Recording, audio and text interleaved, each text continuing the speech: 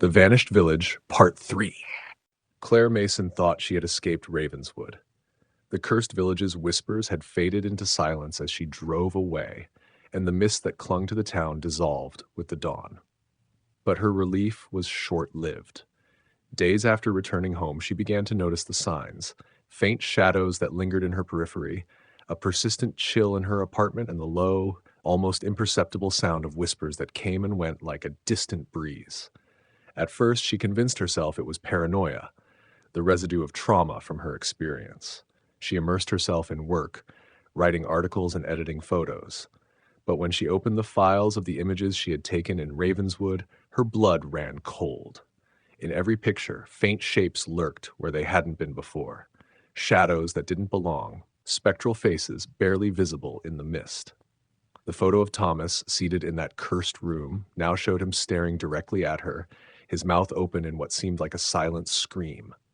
She slammed the laptop shut, her heart hammering in her chest.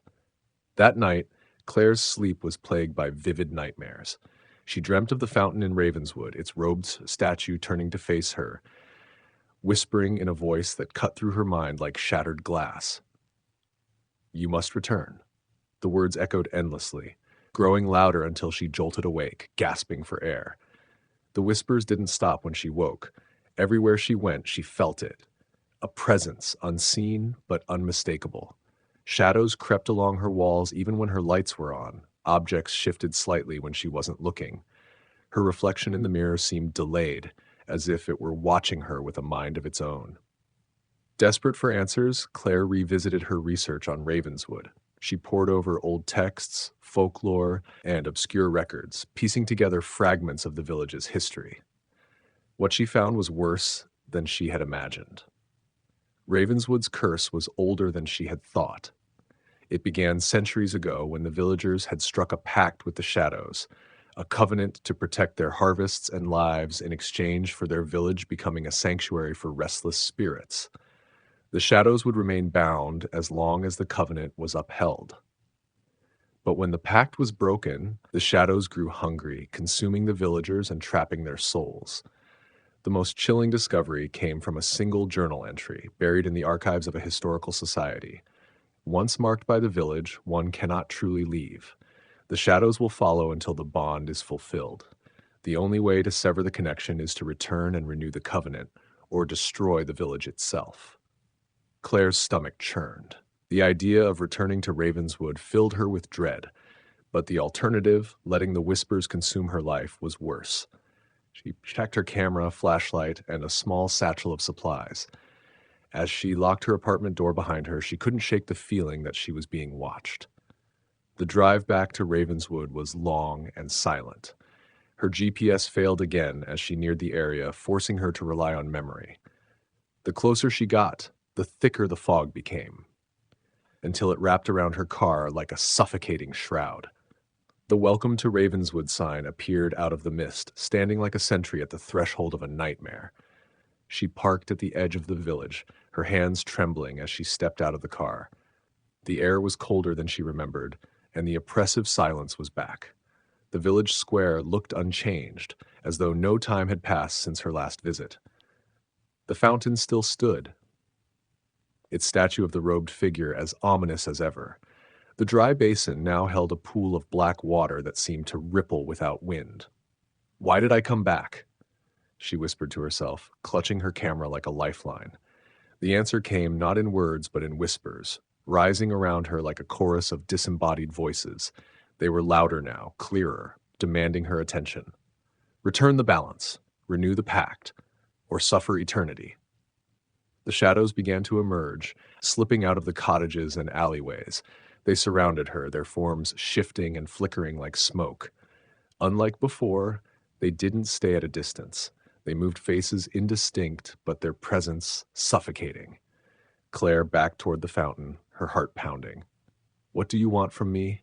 she shouted, her voice cracking. The statue's head turned to face her. Claire froze, every muscle locking in place as the stone figure moved with a creak of grinding rock. Its hollow eyes bore into hers, and its voice echoed in her mind.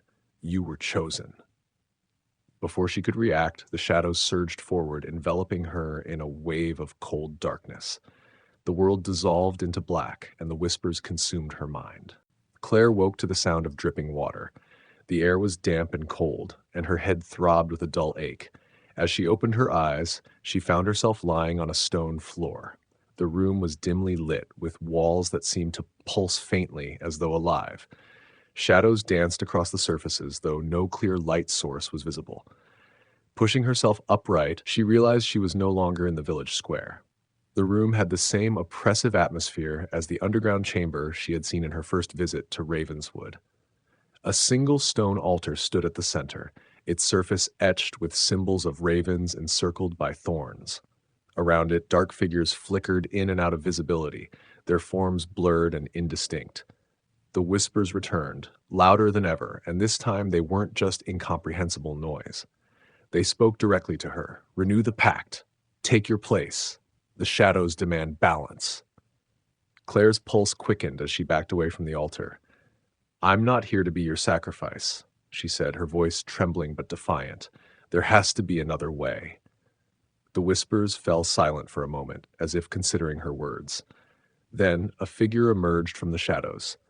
It was taller and more defined than the others, its shape almost human but still shrouded in darkness. Its glowing eyes bore into Claire, and when it spoke, its voice was deep and resonant, cutting through the air like a blade. The village is broken.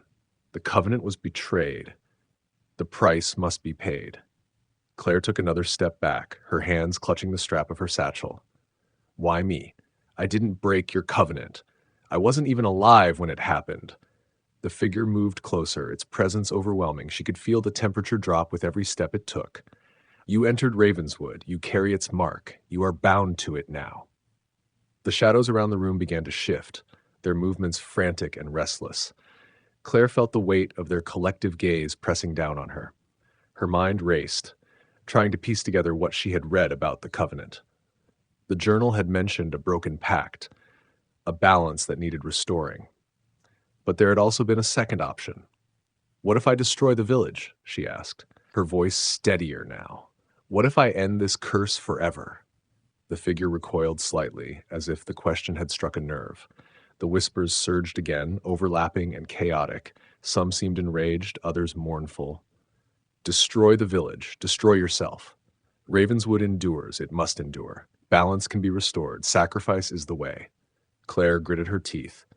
There has to be another way. You're not giving me a choice. The figure stepped closer, its dark form towering over her. Choice is an illusion. Balance demands blood. As it spoke, the shadows around her began to swirl, closing in. Their forms grew sharper, more defined, faces twisted with anguish, their mouths open in silent screams. The weight of their pain was unbearable, pressing down on her like a physical force. Desperation clawed at her chest. She reached into her satchel and pulled out the camera, its cold metal reassuring in her grip. If she couldn't fight them directly, maybe she could expose them, capture their essence in a way they couldn't control. She snapped a photo. The flash exploded in the room, and for a brief moment, the shadows recoiled. The whispers turned to shrieks, a sound so piercing it made her ears ring. The figure before her staggered, its form flickering like a dying flame. Claire didn't hesitate. She sprinted toward the altar, her camera still in hand. The symbols etched into the stone seemed to pulse with energy, and as she placed her hands on its surface, she felt a shock of cold ripple through her body. Images flooded her mind. Visions of Ravenswood's past. She saw the villagers gathered in the square, their faces solemn as they performed a ritual to seal the covenant. She saw the shadows, bound and contained by the pact, watching silently from the edges of the village. And then she saw the betrayal. A single villager breaking the circle, severing the connection, and unleashing the darkness. The vision ended abruptly, leaving Claire gasping for air.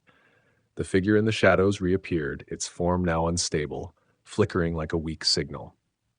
You cannot undo what was done, it said, its voice strained. You must choose, renew or destroy.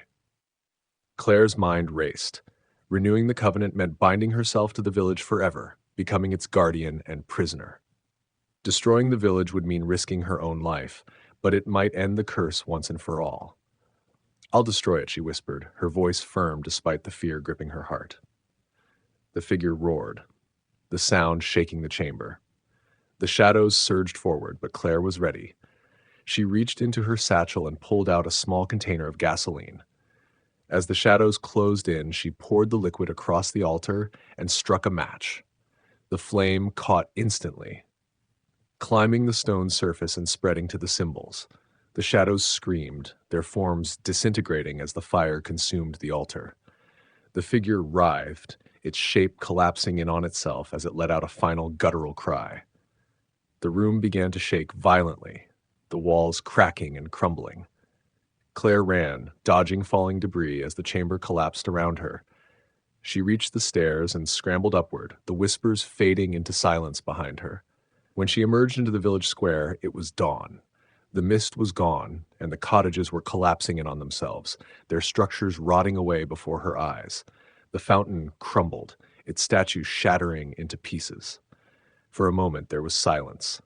Then a faint breeze swept through the square, carrying with it a single whisper. "Thank you!" Claire stood there, trembling, as the last remnants of Ravenswood faded into nothingness.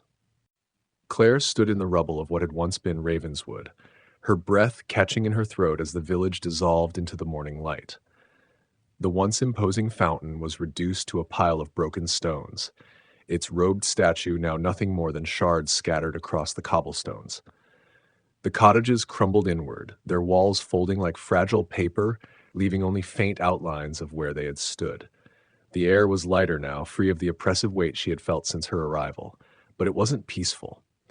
The silence felt wrong, unnervingly empty, as if something vital had been ripped away.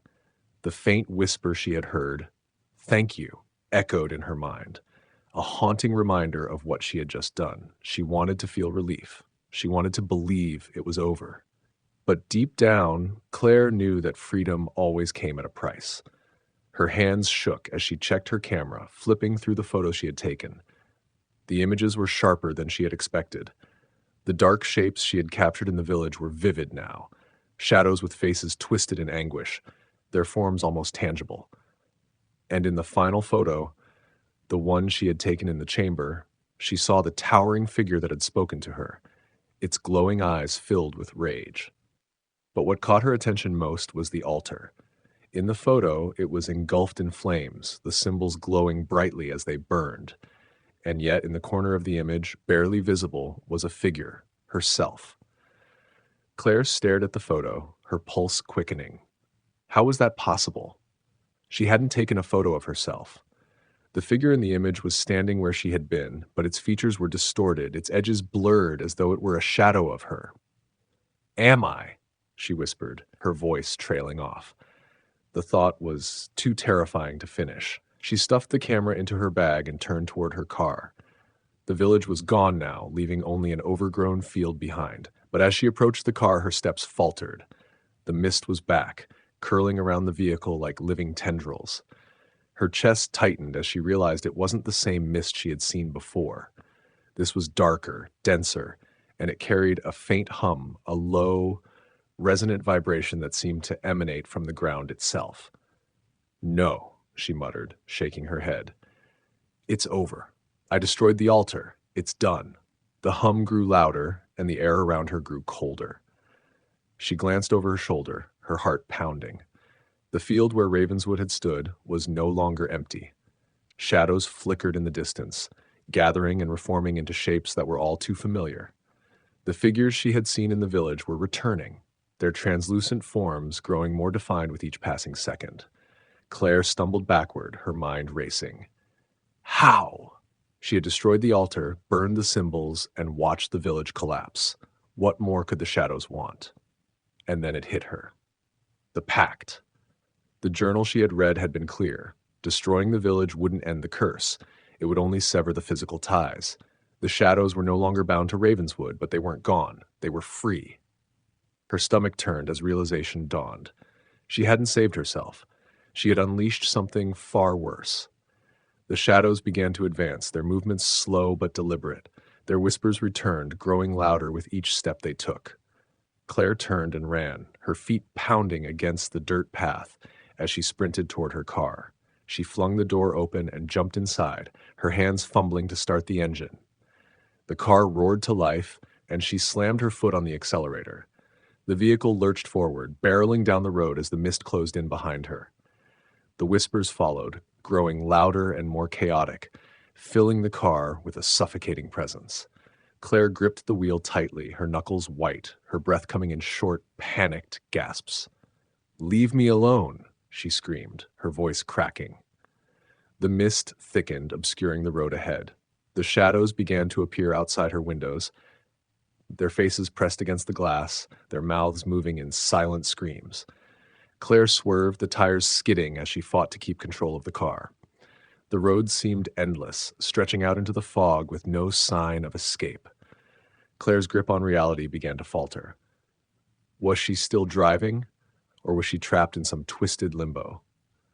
The whispers had become a deafening roar, drowning out her thoughts. And then, as suddenly as it had started, the mist cleared, and the road ahead was bathed in the golden light of dawn. Claire's car rolled to a stop at the edge of a familiar town, a normal one, with bustling streets, passing cars, and the sounds of life. She stared out the window, her heart still racing, half expecting the shadows to reappear. But they didn't. She stepped out of the car, her legs trembling.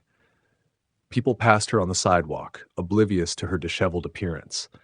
The whispers were gone, and the air was warm and bright.